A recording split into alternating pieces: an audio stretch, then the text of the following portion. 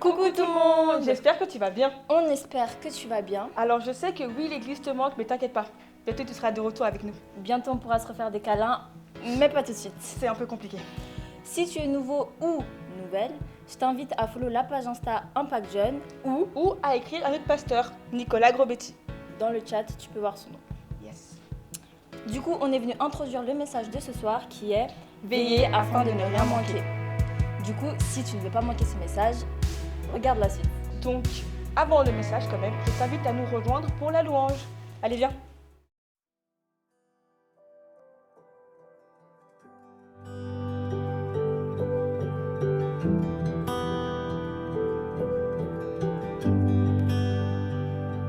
J'étais brisée, vide et sans espoir. Ta grâce m'a trouvée, m'a restaurée.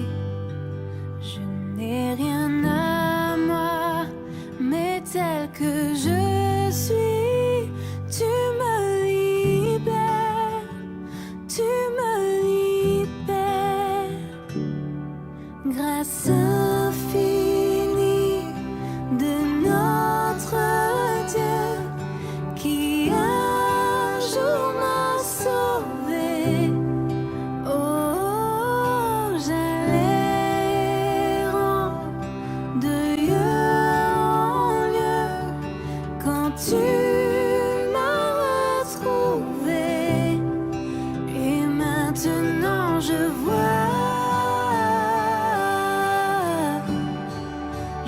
vois l'amour, la grâce dans tes yeux, donnant ta vie pour moi, me ramenant de la mort à la vie.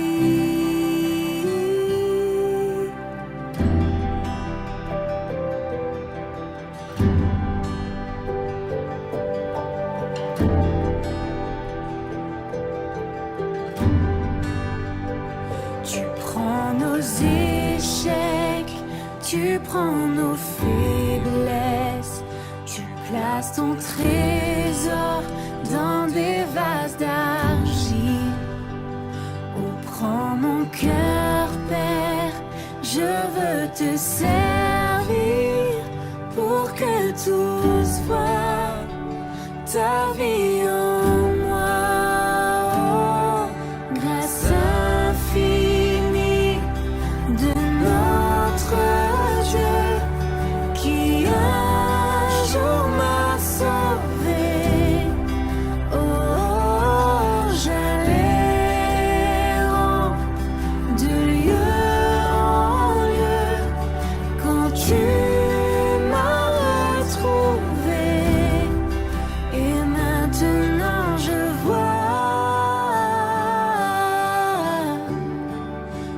vois l'amour, la grâce dans tes yeux.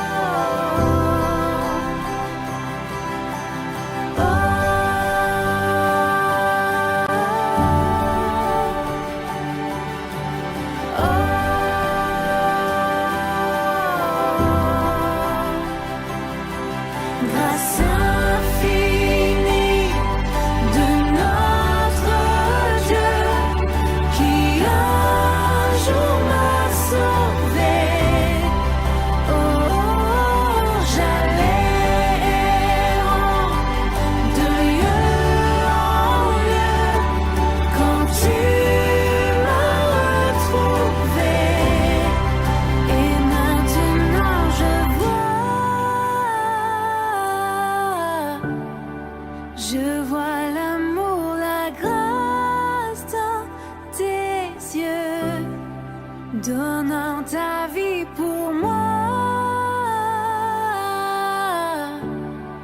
me ramenant de la mort à la vie.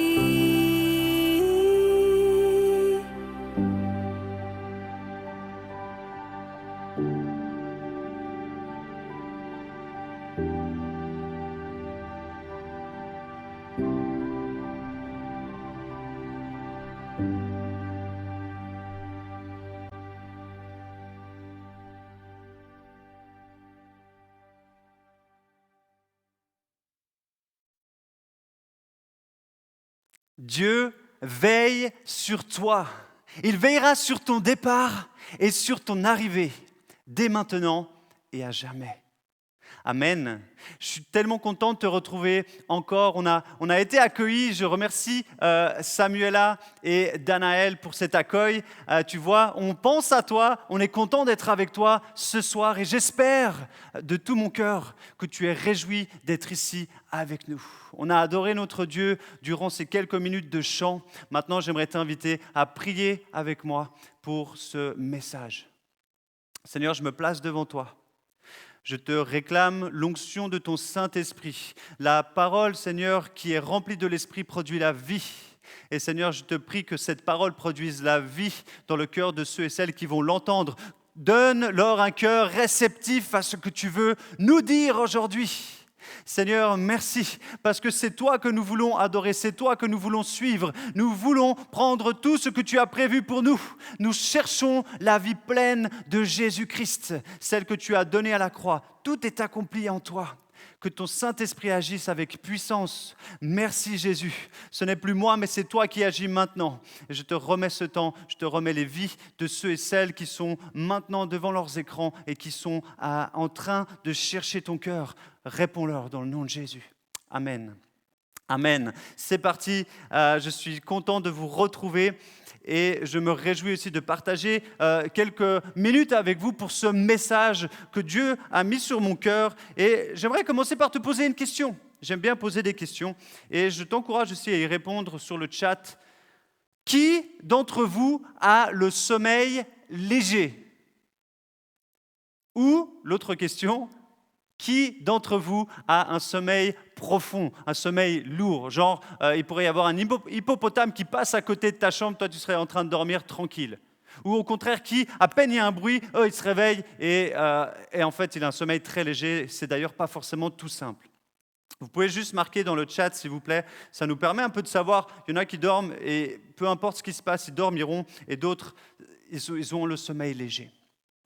Aujourd'hui, je suis père depuis maintenant 1 année et 7 mois, donc 1 année et 5 mois, Jenna a 17 mois. Et d'ici quelques jours, je deviendrai père pour la 2e fois. Avant, je vais vous dire, moi je dormais et il pouvait y avoir un tremblement de terre et j'avoue, je restais sûrement endormi durant l'orage, durant les choses qui se passaient pendant la nuit. Mais maintenant, depuis que je suis papa, il suffit que Jenna fasse un petit cri et là, je me réveille. Mince, il y a Jenna, qu'est-ce qu'il faut, qu'est-ce qui se passe ? Et finalement, en fait, lorsqu'on devient père, lorsqu'on a quelque chose sur qui on doit veiller, on doit être attentif, alors notre sommeil devient plus léger parce qu'on veut rester attentif, on veut garder, veiller sur notre enfant. Et aujourd'hui, j'ai envie de vous parler justement de ce thème. Vous l'avez sûrement entendu, vous l'avez peut-être déjà lu. J'ai envie de vous dire, nous encourager aujourd'hui à rester dans l'éveil, à rester éveillés afin de ne rien manquer. On est sur la bonne voie, les amis. J'aimerais aussi vous rappeler qu'on est sur la bonne voie. D'ici quelques semaines, on va pouvoir se retrouver. On va pouvoir enfin se retrouver physiquement et vivre à nouveau la communion des frères et des sœurs. Et je me réjouis beaucoup pour cela. Comme l'a dit Alain Berset, nous irons aussi lentement que nécessaire et aussi rapide que possible. Alors ça va venir. Patientons encore un peu. Restons attentifs. Gardons ce que Dieu est en train de faire en nous. Ça va venir aussi rapide que nécessaire. Bientôt, très bientôt, on va se retrouver. Ça fait déjà presque 2 mois que nous vivons ce confinement et je réalise en fait que ce confinement est un peu venu redéfinir nos habitudes, notre manière de vivre. Et certaines des habitudes que nous avons peut-être prises aujourd'hui sont bonnes pour nous et pour le futur. Et d'autres, je pense qu'elles ne sont pas bonnes. Et en fait, c'est fou de réaliser comment ce virus et en fait cette pandémie et ce confinement est venu un peu bouleverser notre cheminement de vie, notre fonctionnement du quotidien. Et pour certains aspects, pas dans le sens positif du bien-être pour notre vie spirituelle. Et je ne sais pas vous, mais une habitude est très rapidement prise. Il faut 21 jours pour créer une nouvelle habitude dans notre vie. Et là, ça fait bien entendu plus que 21 jours qu'on est donc confinés et que nous vivons un nouveau rythme de vie. Et comme je l'ai dit, pour certains, il y a peut-être des changements qui se sont placés dans votre vie et certains de ces changements ne sont pas positifs pour ce que Dieu souhaite faire avec vous. Mais pour d'autres, peut-être que votre regard, votre attention est devenue plus éveillée et vous êtes attentif à ce que Dieu veut faire. Et je vous ai parlé ces dernières semaines, on vous a parlé aussi avec Michael et Florian de ce que Dieu veut faire durant ce temps. Il veut nous raffiner, il veut faire sortir ce qui est de meilleur. Il veut peut-être nous confronter à des choses que nous devons laisser. Il veut surtout une chose, qu'on se décide. Mais pour ça, les amis, pour ça, il est clair, tu dois être attentif à ce que Dieu est en train de faire dans ta vie. Tu ne peux pas être confronté le péché ou être raffiné si tu n'es pas attentif à ce que Dieu est en train de faire. Tu dois veiller afin de ne rien manquer. C'est le titre de ce message, « Veiller afin de ne rien manquer ». J'aimerais lire ce verset avec toi, 1 Corinthiens 16, verset 13. Restons vigilants, tenons ferme dans la foi, soyons courageux, fortifions-nous. Amen. Voilà de quelle manière Paul va terminer cette lettre à ses bien-aimés de Corinthe. Il va dire, veillez, tenez ferme. On doit être courageux et rester fort. Parce que ce que nous vivons aujourd'hui peut être un combat et on doit veiller.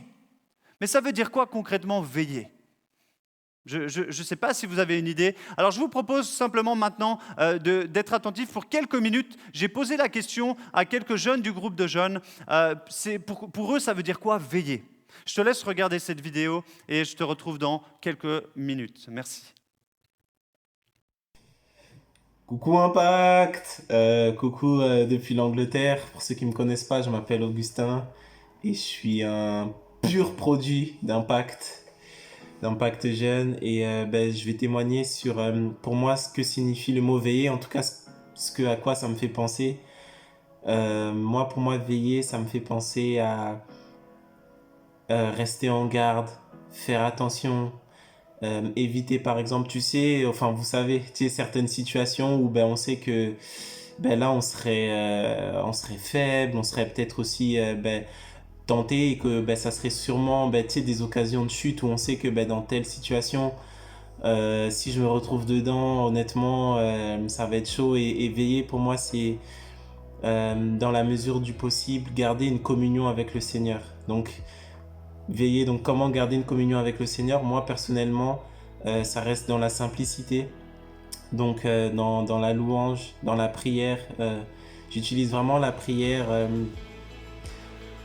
comme il y a une partie intercession mais beaucoup aussi une partie écoute et communication dans le sens Seigneur me voilà, je pense ci, je pense ça, parle-moi, et bien évidemment aussi par la parole de Dieu. Le Seigneur me parle beaucoup par la parole de Dieu et pour moi veiller c'est dans les choses simples, Bible, prier, louer. Voilà.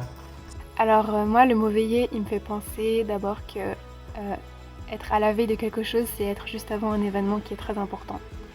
Et nous, on est juste... En fait, quand Jésus nous dit veiller, parce qu'on est à la veille de son retour, qui est l'événement le plus important pour nous.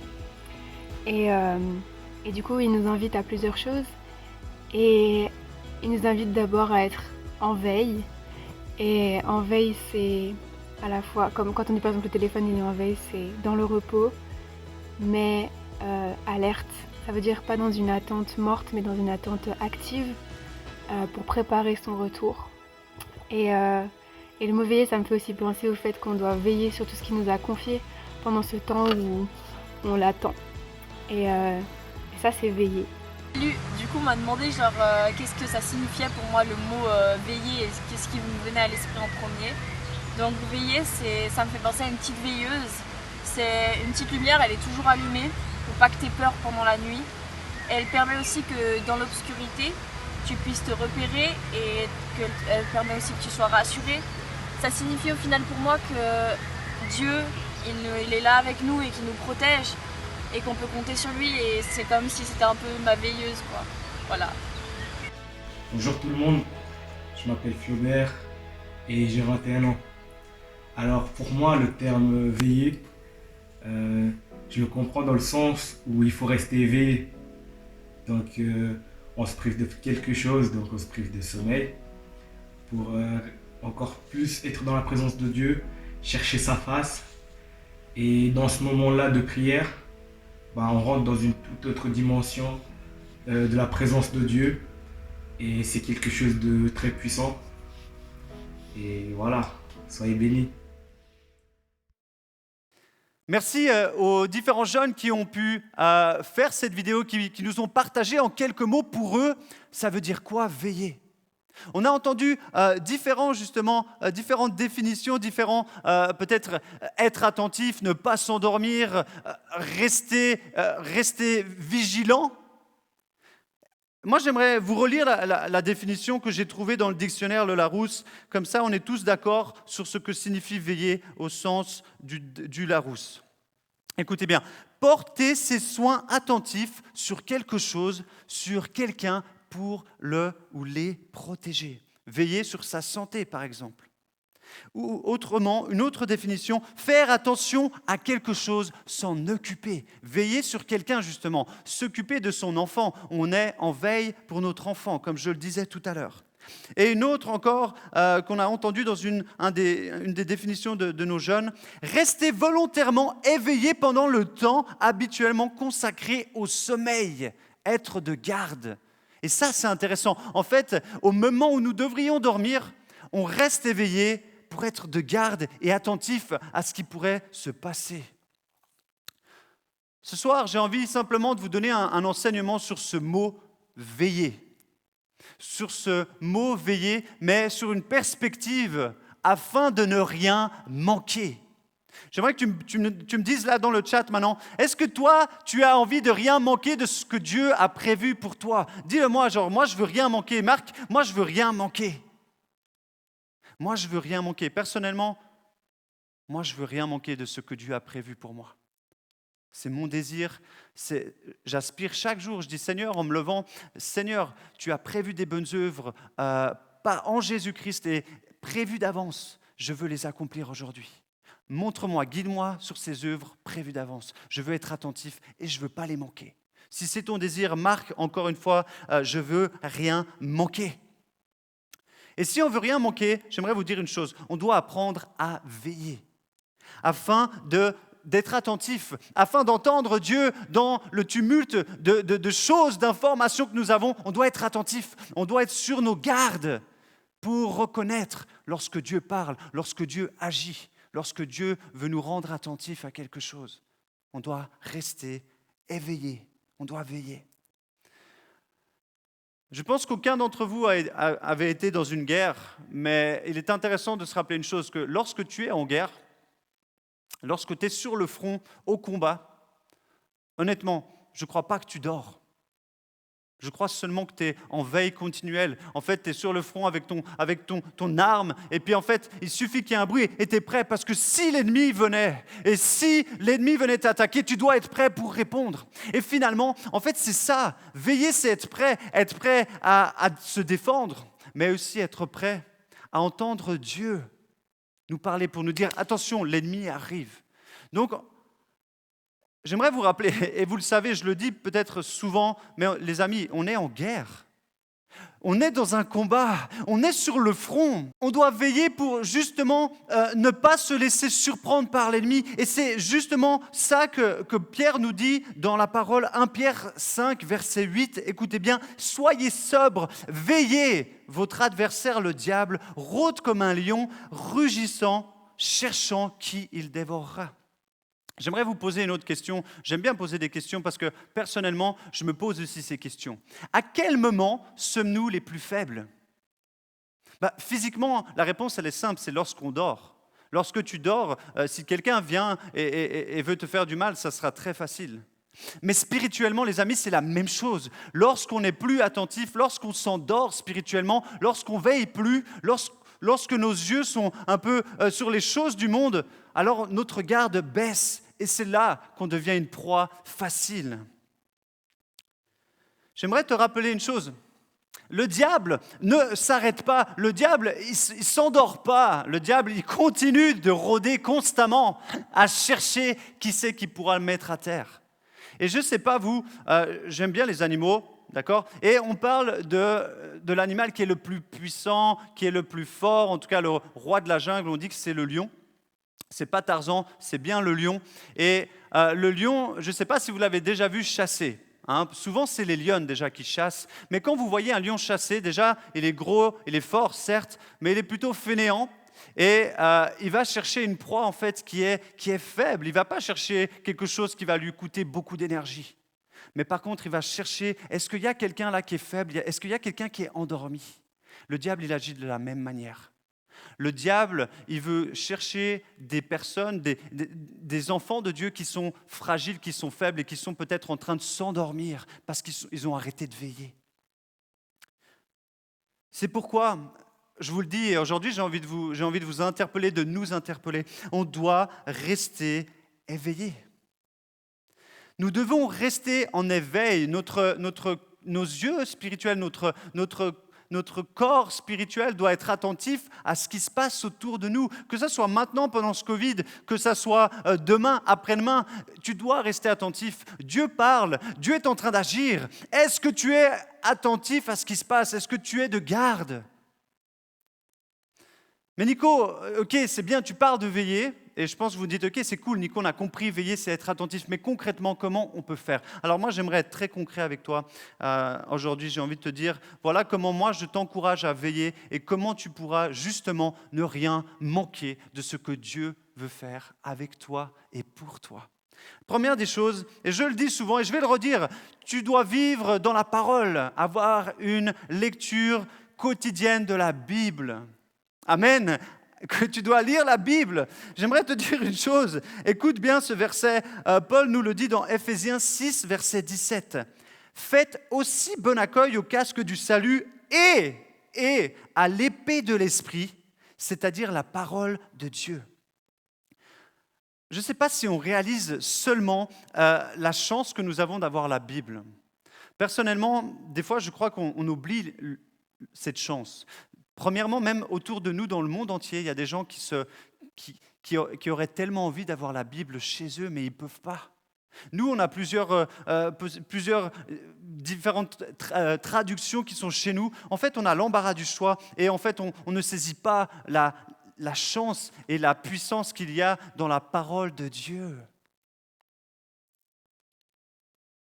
J'aimerais vous dire une chose, si on est rempli de la parole de Dieu et qu'on connaît la vérité, alors on est fort spirituellement. Et lorsque le diable viendra, il ne pourra pas nous faire tomber.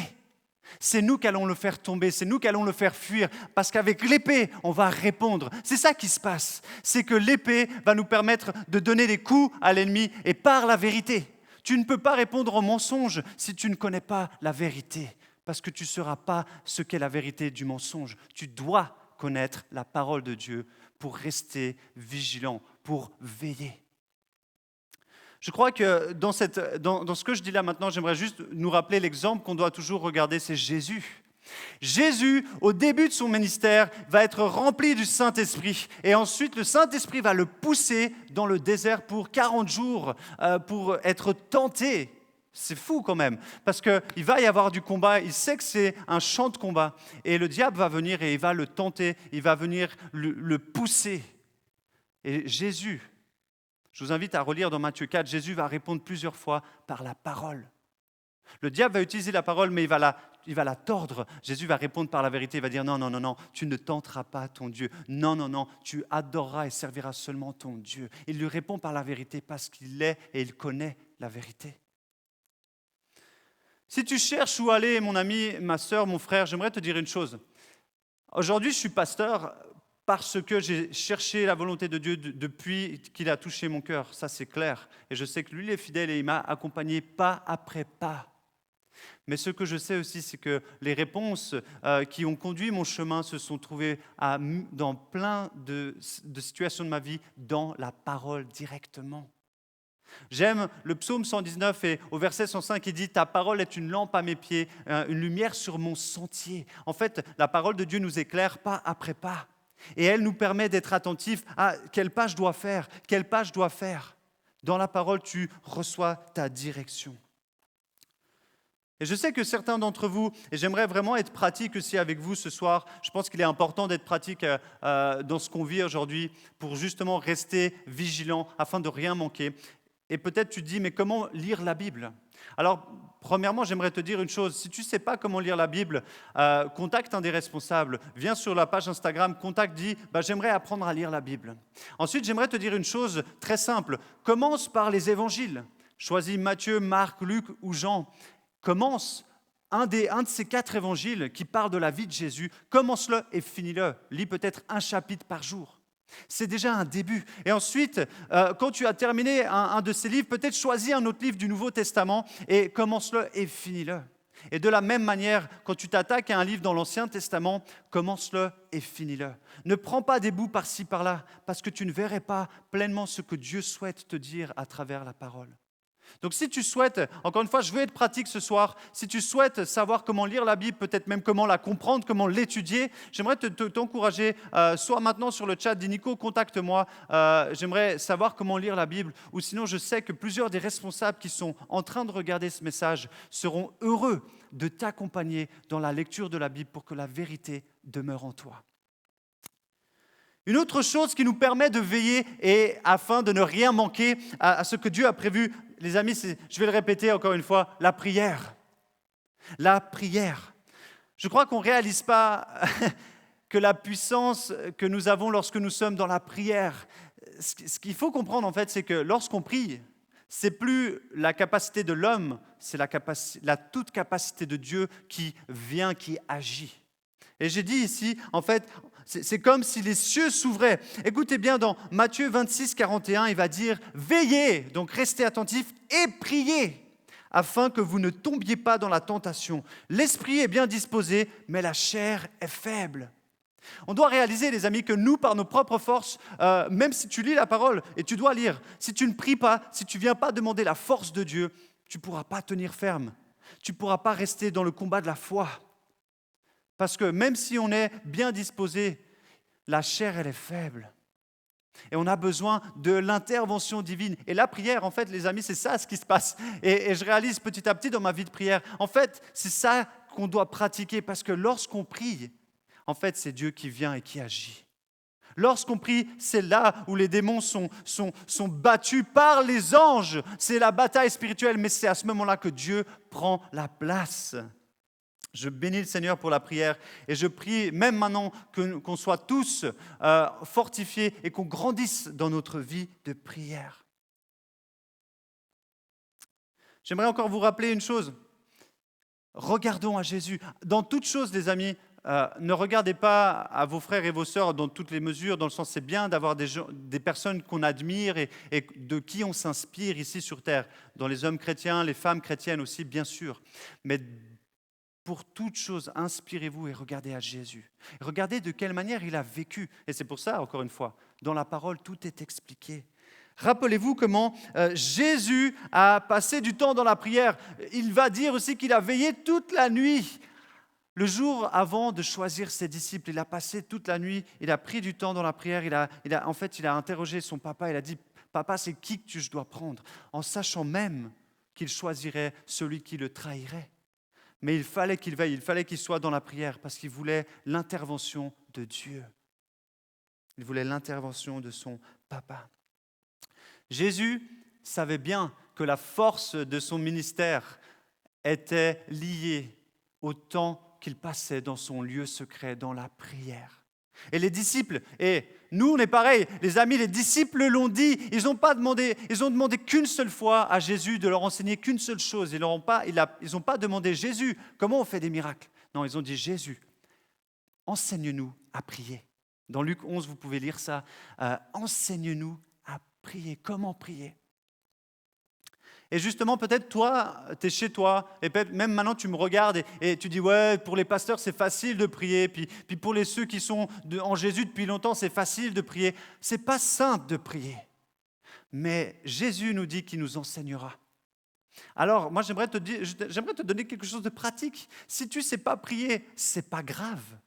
Ça peut et ça va changer si tu souhaites apprendre à prier. Viens devant Dieu.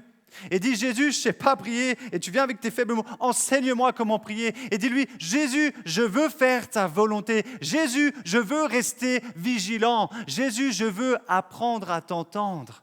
Si tu commences déjà de cette manière et que la parole te conduit, laisse-moi te dire une chose, Jésus va t'enseigner à prier à travers le Saint-Esprit. Il va t'enseigner.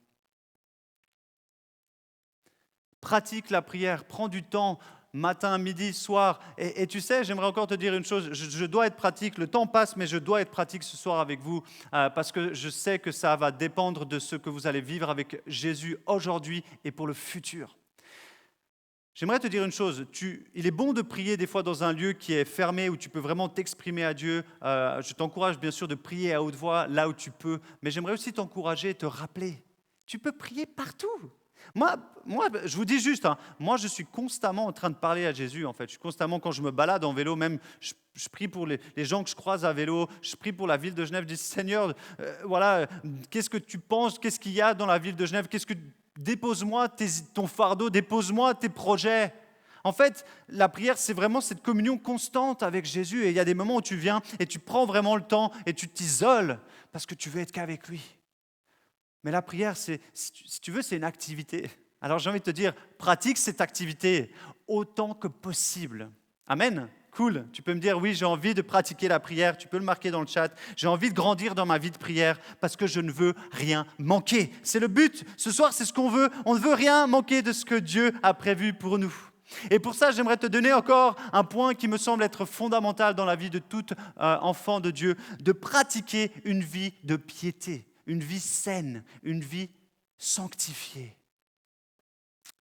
Si la lecture de la parole et la prière sont fondamentales pour notre veille, afin que nous puissions justement rester sur nos gardes et ne rien manquer, j'aimerais vous dire une chose.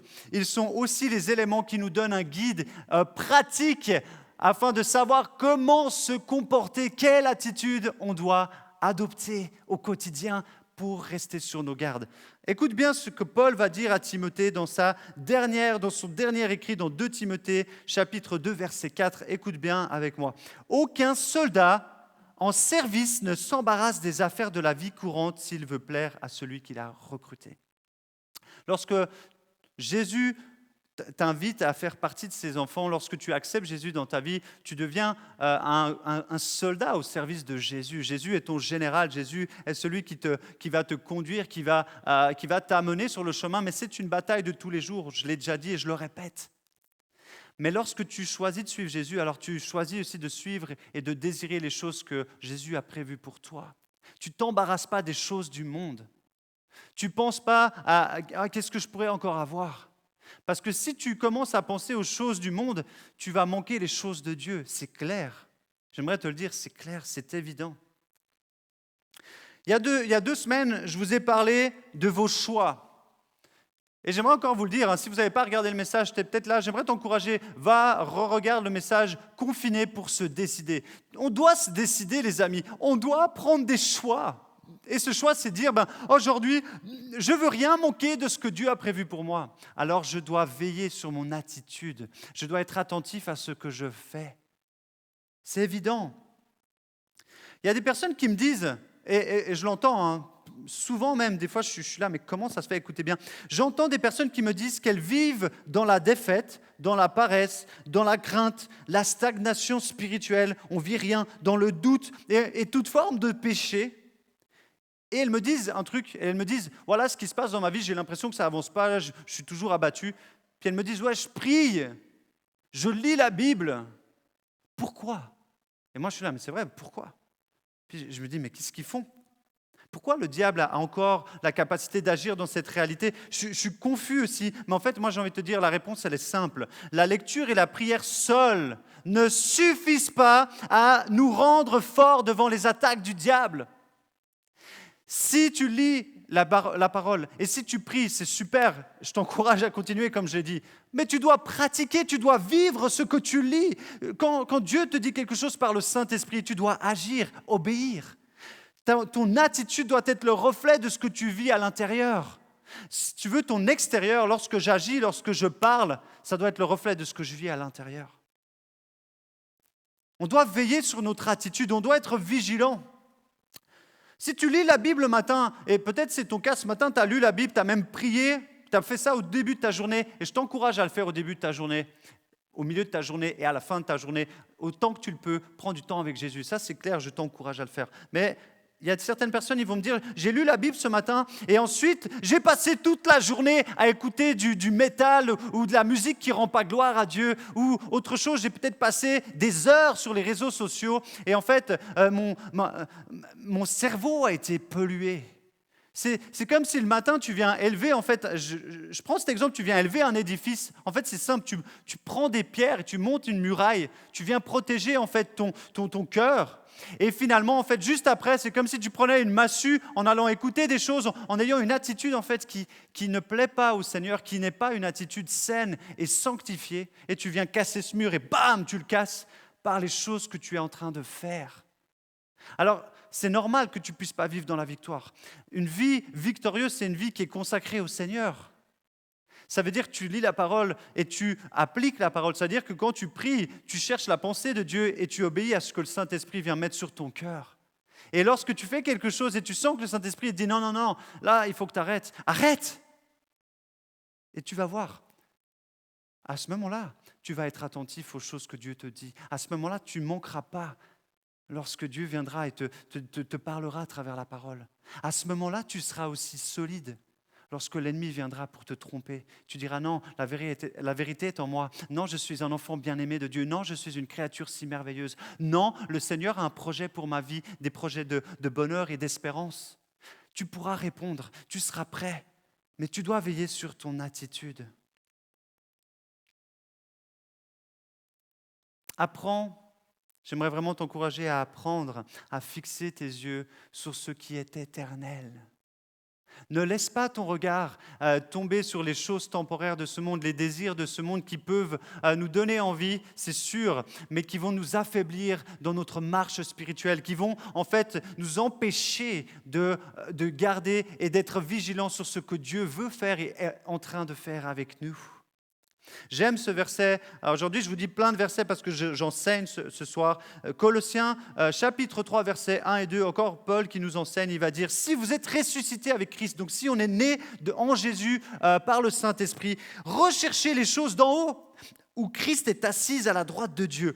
Attachez-vous aux réalités d'en haut et non à celles qui sont sur la terre. » On doit s'attacher aux choses qui vont durer éternellement, c'est-à-dire à l'amour, à la bienveillance, à la maîtrise de soi, au don du Saint, aux fruits de l'Esprit. Et pas aux choses de ce monde. On ne doit pas s'attacher à la popularité, à nos diplômes ou je ne sais quoi. Ces choses-là peuvent nous empêcher, je vous le dis, d'être attentifs à ce que Dieu veut faire avec nous. Ces choses-là peuvent nous faire manquer ce que Dieu veut faire avec nous. Alors que j'arrive sur la fin, j'aimerais t'encourager, s'il te plaît, donne-moi encore quelques minutes. Je vais terminer, mais j'aimerais te dire une chose. Lorsque tu recherches les choses d'en haut, lorsque tu recherches les choses de Christ, ton regard va se centrer sur ton prochain. Et peut-être que tu n'es pas au courant, je ne sais pas si tu connais le verset du groupe de jeunes, mais j'aimerais te le redire ici ce soir. C'est tellement important pour moi que tu le saches et que tu l'imprègnes dans ton cœur. Je vous donne un commandement nouveau. Aimez-vous les uns les autres comme je vous ai aimés. Aimez-vous les uns les autres. À ceux-ci, tous reconnaîtront, on peut dire aussi, que vous êtes mes disciples par l'amour que vous avez les uns pour les autres. Vous trouvez ce verset dans Jean 13, 34 et 35. J'aimerais vous dire une chose. Pour veiller, afin de rien manquer à ce que Dieu veut faire avec nous et pour nous, on doit aussi veiller sur les autres. On doit pratiquer notre regard de bienveillance sur les autres. Je vous ai parlé au tout début de ce message que mon sommeil avait changé depuis que j'étais devenu papa. Pourquoi ? Parce que mon oreille est attentive aux cris de mon enfant. Au moment où j'entends ma fille Jenna, je suis en alerte parce que je désire qu'elle ne manque de rien. Et je désire aussi être là pour la protéger de tout maux, de toute douleur, de tout danger. Et c'est exactement ce que Dieu veut faire avec toi. Mais il veut aussi que tu le fasses pour les autres. Et c'est pour ça, pratiquer en fait cette attitude de veille, d'être attentif aux autres, va te permettre d'être plus vigilant aussi pour toi-même. Si tu veilles sur toi, tu pourras veiller sur les autres. Et en veillant sur toi et les autres, laisse-moi te dire, tu seras attentif à ce que Dieu fait dans ta vie. Et tu seras aussi attentif à ce que Dieu veut faire dans la vie de tes proches, dans la vie de ta famille. Tu souhaites sûrement peut-être qu'il y a des personnes dans ta famille qui ne sont pas encore sauvées. Veille sur elles, bénis-les, garde-les, sois attentif à ce que Dieu veut dire à travers toi pour ta famille. Hébreux 10, verset 24 nous dit ceci, écoutez bien, « Veillons les uns sur les autres pour nous inciter à l'amour et à de belles œuvres. » Si on apprend à prendre soin des autres, à veiller sur les uns et les autres en nous incitant à faire ce qui plaît à Dieu, laisse-moi te dire, ton attitude ne pourra être que attentive en fait aux choses de Dieu. Si ton regard est centré sur le bonheur et l'amour de ton prochain, tu vas garder en fait une attitude spirituelle forte parce que tu veilles sur toi d'abord pour veiller sur les autres. Je ne sais pas toi, mais honnêtement, je ne pense pas que tu peux enseigner à quelqu'un comment lire la Bible si toi-même tu ne sais pas lire la Bible. Donc dis pas, je ne sais pas si un pote te dit, comment je lis la Bible ? Tu dis, prends un chapitre. Mais si toi-même, tu ne veilles pas sur toi, tu ne pourras pas veiller sur les autres. Donc, en fait, il y a un secret là-dedans. Lorsque tu commences à veiller sur les autres, lorsque tu commences à prendre soin des autres, à les encourager, c'est comme si, d'une certaine manière, toi-même, tu es stimulé à être attentif, à être au taquet. Si tu veux entraîner quelqu'un au sport, je vais prendre un autre exemple, j'aime être pratique encore, je l'ai dit ce soir. Si tu veux entraîner quelqu'un pour l'athlétisme, tu dois savoir courir, tu dois savoir la fréquence, peut-être la manière de s'entraîner pour que l'autre puisse aller aussi vite et même plus vite que toi. Donc en fait, en veillant sur toi, tu pourras veiller sur les autres. Mais en ayant ce regard qui désire veiller sur les autres, tu vas automatiquement commencer à veiller sur toi-même. C'est génial, non ? D'où l'importance, les amis, et j'aimerais terminer avec ça ce soir, d'où l'importance de la communion fraternelle. Profitez de vos frères et de vos sœurs, créez des amitiés, priez le Seigneur qui vous donne des frères et des sœurs de valeur, prenez soin d'eux, veillez sur eux, veillez à les inciter même à regarder les messages. Je vous encourage le vendredi, ce n'est pas pour faire de la publicité les amis, c'est juste je vous encourage à ne pas perdre une occasion d'être fortifié spirituellement. Alors que j'arrive à la fin de cet enseignement, j'aimerais vous dire que la vie chrétienne n'est pas un chemin d'indépendance, mais un chemin de collaboration. Premièrement, on collabore avec Dieu par le Saint-Esprit. C'est génial, alléluia, le Saint-Esprit nous est donné pour qu'on puisse collaborer ensemble. En fait, Dieu collabore avec nous par le Saint-Esprit. C'est merveilleux, parce que ce n'est pas nous tout seuls, mais c'est le Saint-Esprit en nous qui révèle Jésus. Et ensuite, nous ensemble, on collabore par le Saint-Esprit pour agir selon le plan de Dieu, afin que personne, ni toi, ni ton frère, ni ton prochain, ne manque rien de ce que Dieu a prévu. Amen. C'est glorieux, c'est magnifique, parce que Dieu est notre papa. Et parce qu'il nous aime d'un amour extraordinaire, il souhaite que nous ne manquions rien de ce qu'il a prévu pour nous, et il souhaite également nous protéger de tout maux, de tout défi, de toute douleur. Mais pour cela, tu dois rester sur ta garde, tu dois veiller à ce que Dieu fait autour de toi. Veille à ton attitude, comme je viens de te le dire. Veille sur ceux et celles que Dieu place autour de toi. Ainsi, je te promets, tu verras, lorsque Dieu parlera, tu entendras. Lorsque Dieu sera en train d'agir, tu le verras. Lorsque Dieu sera en train de te conduire vers quelque part, tu l'entendras, tu sauras discerner les temps, tu sauras discerner ce qu'il se passe. Et lorsque Dieu reviendra, lorsque Jésus reviendra, il te trouvera en train d'être prêt, en train d'agir conformément à sa parole. Alors, tu pourras te réjouir avec lui. Écoute ces versets qui seront la conclusion de mon message ce soir. Tu les trouves dans Luc 12, versets 36 et 37. Écoute bien. Soyez comme des serviteurs qui attendent le retour de leur maître, parti pour une noce. Dès qu'il arrive et qu'il frappe à la porte, il lui ouvre. Heureux ces serviteurs que le maître, en arrivant, trouvera en train de veiller. Vraiment, je vous l'assure, c'est lui qui se mettra en tenue de travail, les fera asseoir à table et passera de l'un à l'autre pour les servir.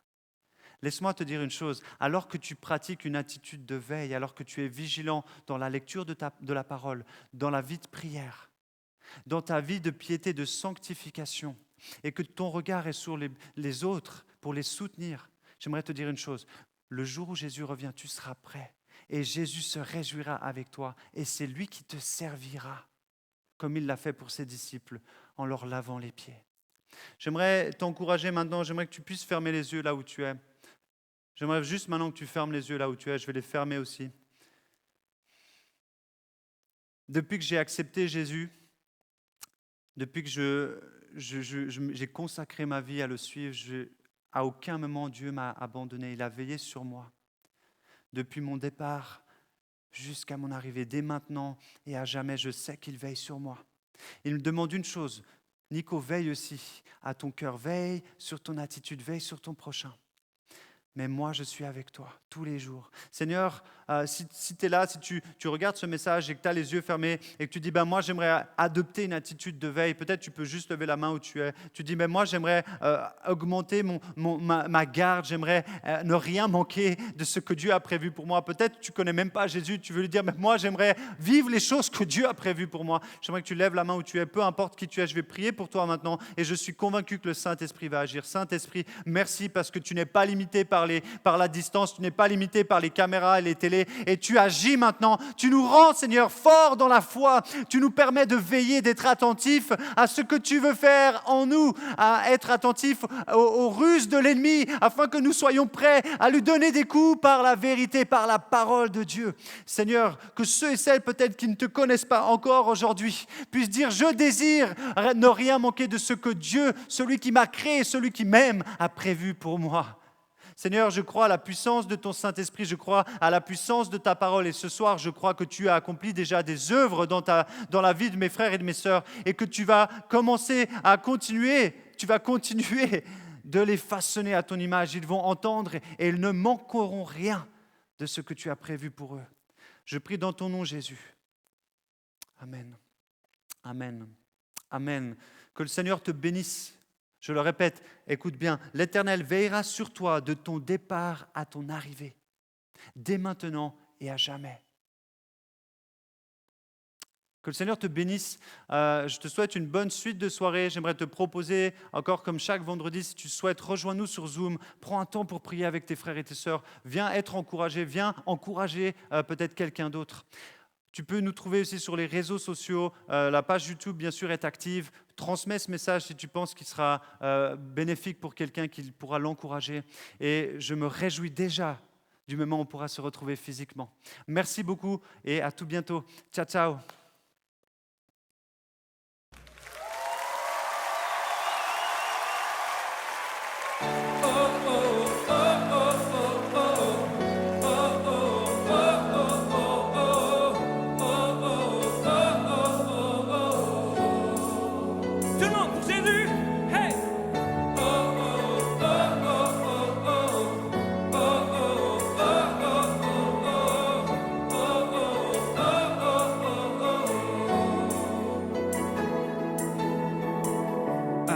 croix tu as déclaré, tout est accompli, payant le prix de chaque vie. La mort n'a pu te retenir, je sais que tu es resté.